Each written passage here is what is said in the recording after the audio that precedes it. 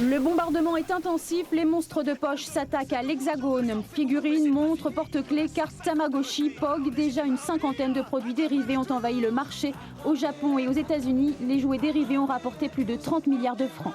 Qu'est-ce qui connaît les Pokémon là ? À la récréation, les Pokémon sont le sujet de discussion. Chacun y exhibe des albums de cartes à l'effigie des créatures. Les petites bêtes sont très prisées. Les Pokémon. Depuis près de 30 ans, ces créatures exotiques ont conquis les écrans du monde entier et le cœur de millions de fans. Mais une question demeure. S'agit-il seulement d'un produit marketing ? Certaines personnes affirment qu'ils existent dans la réalité. Nous avons décidé d'en avoir le cœur net.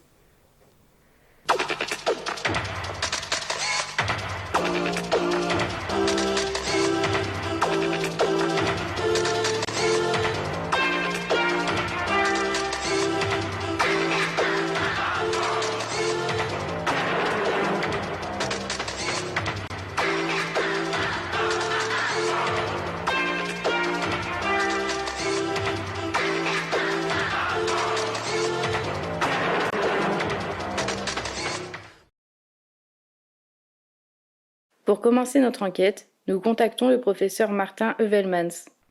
Le professeur Heuvelmans est un expert mondial des Pokémon et un spécialiste reconnu en cryptozoologie. C'est toutefois un personnage décrié par ses collègues scientifiques. Le professeur Heuvelmans a été chassé de presque tous les postes qu'il occupait. Et pourtant ils existent, je le prouverai. Professeur, est-ce que vous avez une réaction ? Aucun commentaire.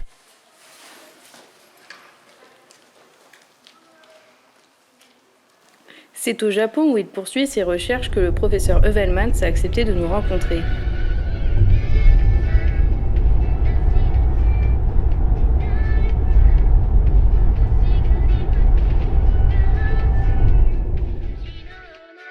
Nous le retrouvons dans la bibliothèque du centre scientifique où il travaille aujourd'hui.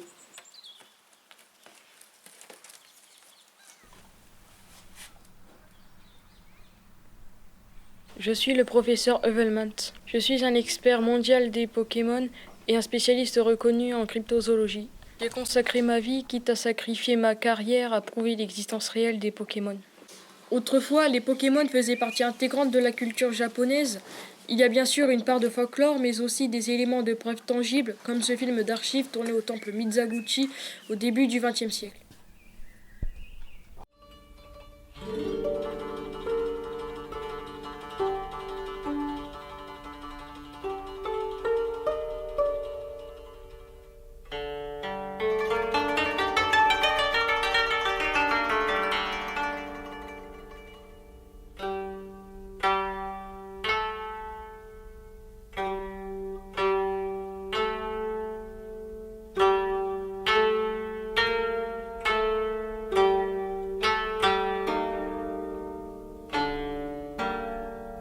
Mais le temple a disparu lors du grand tremblement de terre de 1923.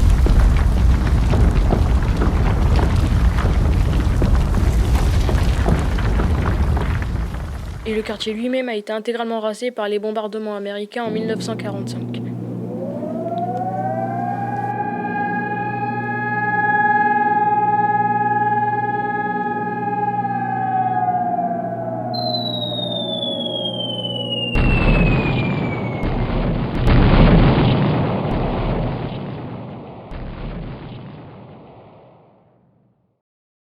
Donc, mes supposés collègues refusent ces preuves sous prétexte qu'on ne peut pas vérifier leurs sources, qu'elles ignorent. Ce qui n'a rien arrangé, c'est tous ces énergumènes qui, depuis 20 ans, ont affirmé l'existence des Pokémon. J'ai vu un truc bizarre dans ma cave. Je sais pas, c'était un gros caillou avec des bras. Ça ressemblait à un racaillou avec son visage là, qui est toujours heureux. On a envie de lui faire un câlin. Se cacher parmi les rats. J'ai essayé de l'attraper, mais après il s'est enfui.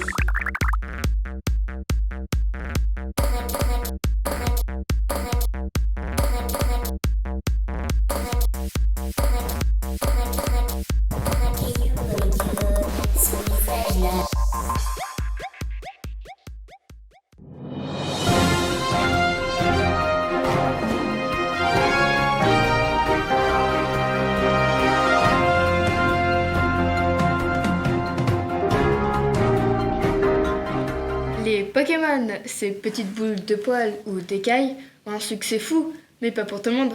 N'est-ce pas, Gunther? Tout à fait, Chris. Mais qu'est-ce que vous leur reprochez? Tous ces gens-là, il est trop craquant. Mais vous ne comprenez pas? Tout le monde les trouve mignons, mais ce sont de véritables monstres. Ils peuvent nous attaquer à tout moment. Ils complotent pour tous nous tuer, c'est certain, et ils sont parmi nous. Que voulez-vous dire? Il y en a des métamorphes qui s'appellent. Ils peuvent prendre forme humaine, ils occupent des postes clés dans la politique, l'armée, les médias. D'ailleurs, Chris, vous en êtes peut-être un. Wow, c'est ma mère qui va être surprise de l'apprendre.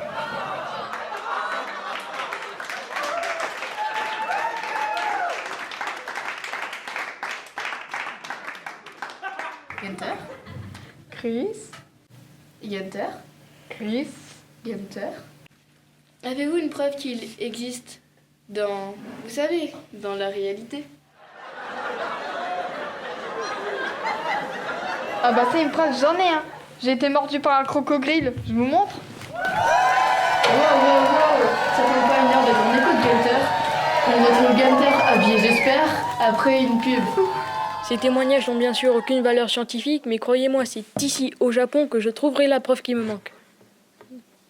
En dépit des certitudes du professeur, nous décidons de reprendre nos investigations en France, à Beauharnais en Vermandois.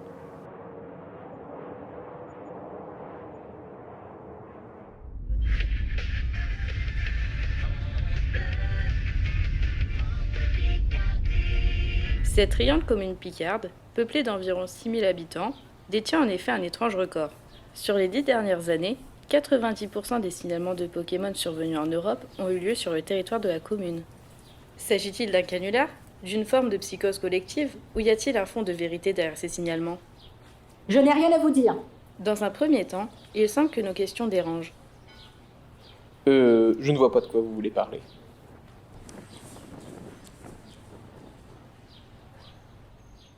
Je suis désolée, je ne peux pas, je suis affreusement en retard.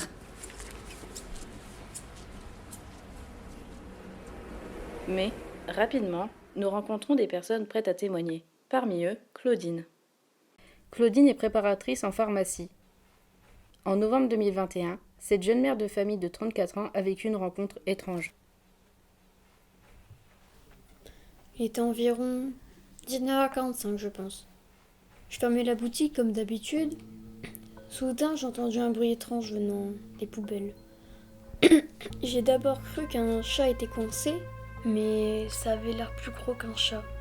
Je n'étais pas rassurée, ça n'avait pas l'air agressif, mais ça ne ressemblait à rien de ce que je connaissais. Je ne l'ai pas trop bien vu, il faisait nuit et il restait caché la plupart du temps. C'était comme une grosse boule de poils, je dirais, de couleur violette. Il avait des pics énormes de chaque côté et des pattes toutes rabougries. J'avais envie de m'enfuir, mais en même temps c'est bizarre. J'étais fascinée. Alors j'ai sorti mon portable en essayant de faire le moins de gestes brusques et j'ai pris la photo. Bien sûr, elle n'est pas très nette. Il faisait nuit, je devais avoir les mains qui tremblaient un peu, mais peut-être que si j'avais mis le flash. Je n'en ai pris qu'une seule parce que ça ne lui a vraiment pas plu. Il s'est tourné vers moi en poussant un cri très très strident. Et là, j'ai vraiment commencé à avoir peur. Je me suis enfuie. Je crois bien que je suis jamais rentrée aussi vite chez moi. Franck, 48 ans, est le président du club de pêche local. C'est un habitué des prises records. Mais il n'est pas prêt d'oublier l'une d'entre elles. Ça s'est passé il y a quelques années à l'étang près du bois de la Truite, derrière l'ancienne usine. J'étais depuis plusieurs heures et je n'avais toujours rien pris. J'étais sur le point de remballer quand ça a mordu. Il se laissait pas faire, c'était une sacrée bagarre, mais j'ai fini par l'avoir. C'était un poisson franchement bizarre, j'ai failli en lâcher ma canne. Il était d'une couleur orange, plutôt gros. Il avait comme des moustaches jaunes et une crête bizarre pointue sur le dos. J'ai d'abord cru une sorte de poisson-chat. Ils ont déversé pas mal de produits chimiques bizarres dans les temps, à ce qui paraît. séparés du temps où l'usine était en activité. Le règlement 2 étant est strict, on doit relâcher ce qu'on prend. Et puis pour être honnête, je suis moins regardant quand je prends un brochet. Mais ça, j'ai pas envie d'en manger. Mais j'ai quand même pris une photo avant de le remettre en lot.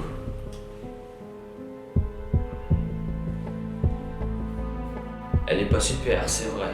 Et c'était un nouveau téléphone, et le poisson bougeait beaucoup. Je n'y pensais plus vraiment, j'en ai fait pas mal des prises bizarres dans cet étang. Mais l'autre jour, quand je regardais mes plus belles prises avec mon neveu, il me dit « Tonton, c'est un Pokémon !» Ça vient d'un dessin animé dont il est fan, il le regarde tout le temps. Il m'a dit que c'était... Dylan! Oui, tonton! Comment qu'il s'appelle le Pokémon que j'ai pêché? C'est un Magikarp, tonton! Ah ouais, un Magikarp, c'est ça. Je suis quand même sceptique, je vois pas ce qu'une bestiole de jeu vidéo ferait dans un étang près de chez nous. Dylan m'a montré sa carte à jouer et y a pas à dire, ça lui ressemble.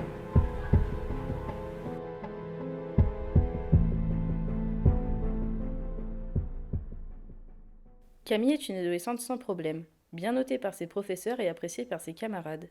Pourtant, en juin 2023, une rencontre inattendue est venue bouleverser son quotidien. C'était une journée tranquille. Je rentrais chez moi après les cours. Je passe toujours par la coulée verte. Et puis, j'ai reçu une notification. C'était l'heure du Biril. Le Biril, c'est un réseau où on veut se prendre en photo une fois par jour, mais on ne sait pas à quel moment. Bref, je sors mon appareil et je me dis que la haie ferait un bon arrière-plan. Je passe en mode selfie et je prends la photo. Je check la photo et je vois ce truc bizarre dans la haie qui me regarde.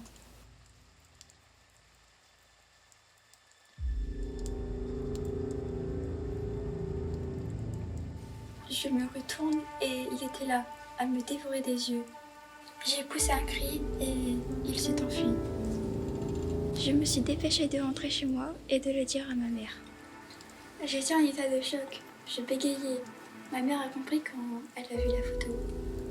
Elle m'a emmenée à la gendarmerie, mais ils ne m'ont pas cru. Pour la photo, ils ont dit qu'il y avait un filtre et que ce n'était pas vrai. Mais sur Biril, des filtres, il n'y en a pas, c'est le principe. L'affaire a été classée sans suite.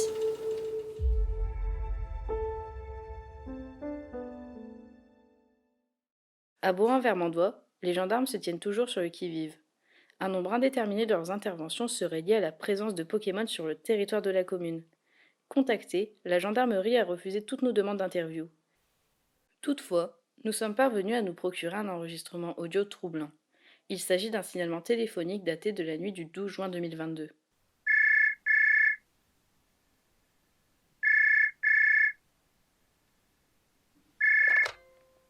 Gendarmerie nationale, j'écoute. Il y en a un dans mon jardin. Il y en a un. Un quoi exactement, monsieur? Ben, vous savez, une de ces créatures, quoi, ce dont tout le monde parle. Très bien. Je vous envoie une patrouille. Êtes-vous en danger immédiat, monsieur?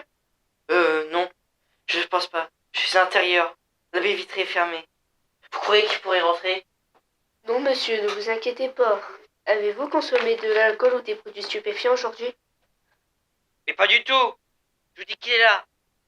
C'est juste la procédure, monsieur. La patrouille est en route. Vous pouvez me décrire la créature? Il est marron jaune, je dirais. Avec une sorte de collier de barbe. Ça ressemble un peu à un chien. Oh mon dieu! Monsieur? Pupus! Je vous demande pardon? Pupus, mon chihuahua. Il est dehors avec ce monstre. Ah. Et êtes-vous sûr que ce n'est pas Pupus que vous voyez à travers la vitre?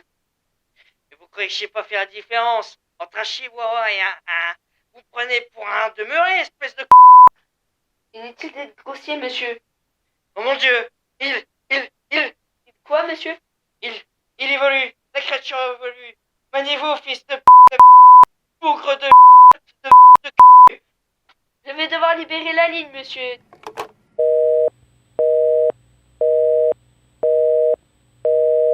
Nous décidons de montrer ces témoignages au professeur Heuvelmans. D'abord réticent, celui-ci se laisse finalement convaincre de visionner nos interviews. Alors j'ai sorti mon portable en essayant de faire le moins de gestes brusques et j'ai pris la photo. Extraordinaire, c'est positivement extraordinaire. Cette jeune femme a visiblement rencontré un ectoplasma. Elle a bien fait de se méfier car leur comportement est imprévisible. Quant à cette adolescente, je pense que c'est l'observation d'un bulle bizarre. Elle a eu tort de s'alarmer, c'est une créature douce et affectueuse. Pour le pêcheur, je partage l'avis de son neveu, il a attrapé un magicarpe. Dommage qu'il ne l'ait pas fait empailler. Bien sûr, l'enregistrement téléphonique est moins probant, mais je pencherai pour un pont-chien. Et s'il a vraiment évolué comme l'indiquait la personne qui appelait, ça voudrait dire qu'il y a un mastouf en liberté. C'est formidable. Non, c'est impossible. Que voulez-vous dire? Ce que je veux dire, ma jeune amie, c'est que à moins que vous niez mes connaissances en la matière, les Pokémon ne sont en aucun cas des migrateurs. Donc soit quelqu'un les a emmenés dans votre bois en vermandois, soit tout ceci n'est qu'une supercherie. Et moi qui les cherche depuis toutes ces années au Japon, vous cherchez à me ridiculiser, c'est cela? Vous travaillez pour mes anciens collègues de l'université d'Utrecht, sans doute? Mais professeur, je vous assure. Taisez-vous! Je n'en dirai pas plus. Laissant le grand savant à ses recherches, nous retournons chercher des réponses à Bohain-Vermandois. Donc à ce stade de notre enquête, une question demeure. Qui est responsable de cette infestation de Pokémon et à quoi ces Pokémon peuvent-ils bien servir?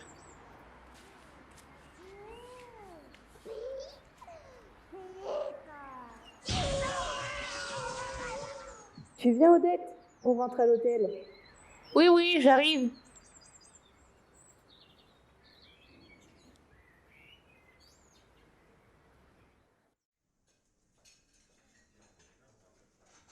C'est alors que nous recevons un appel troublant. Allô?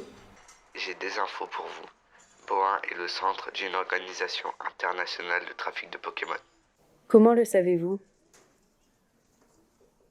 Si vous voulez que nous prenions votre témoignage au sérieux, il faudra m'en dire davantage.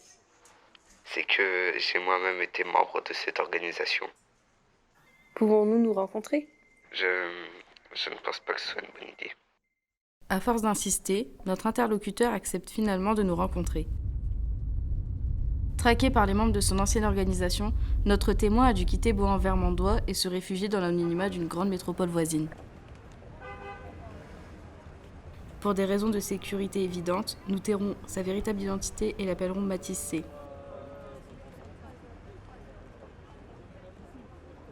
Mathis C nous a donné rendez-vous dans un café de la ville.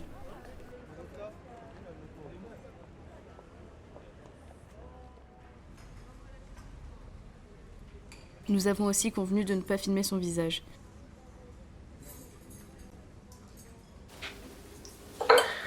Le trafic de Pokémon, c'est une affaire de famille. Jess, ma grand-mère, a émigré du Japon en 1954 avec un million dans ses bagages. Elle a commencé à en importer d'autres grâce à ses contacts avec les Yakuza d'Hokkaido.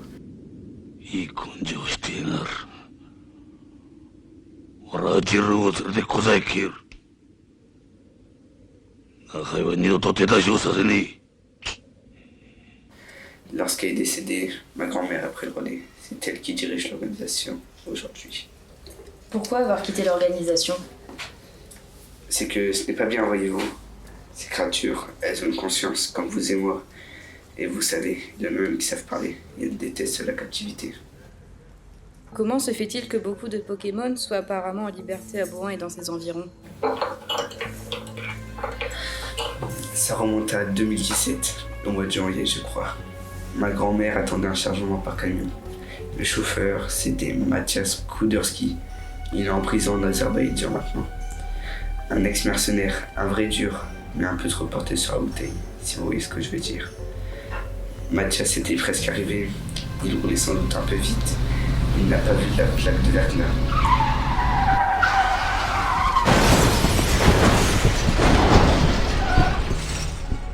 Le camion a versé dans le fossé et les Pokémon se sont échappés. Grand-mère était furieuse. C'est elle qui a envoyé Mathias en Azerbaïdjan. Et encore, il s'en est tiré à bon compte.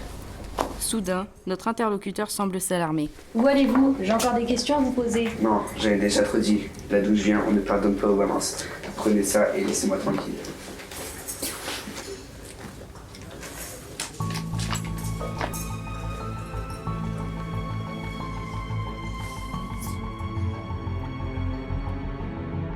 À l'adresse indiquée, première surprise, cette SPA ne ressemble pas vraiment à un refuge pour animaux. Nous décidons de nous y inviter, mais équipés d'une caméra cachée.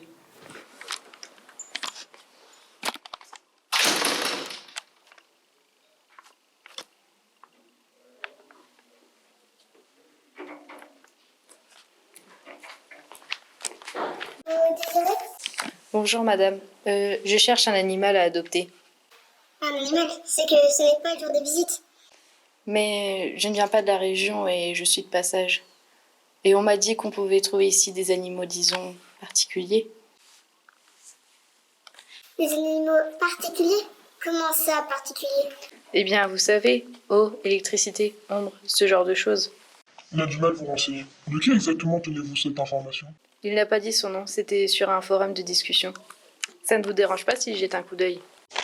Attendez, vous avez pas le droit, c'est une propriété privée. Juste un coup d'œil. Work all night and I drink a rum. Je vais vous demander de sortir, madame. Mais... Surtout, ne revenez pas, sinon nous préviendrons la police. Tais-toi, imbécile.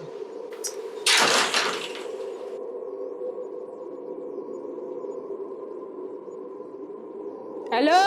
Je pense qu'on tient le scoop du siècle. On enchaîne. Tu as bien le refuge dans le cadre? Oui, oui. Bien. À 3. 1, 2... Qu'est-ce qui t'arrive? Oh non. Qu'est-ce qui... Anaïs, tombe pas dans les pommes. Parfois, je perds le contrôle avec la tension nerveuse. Anaïs! Anaïs!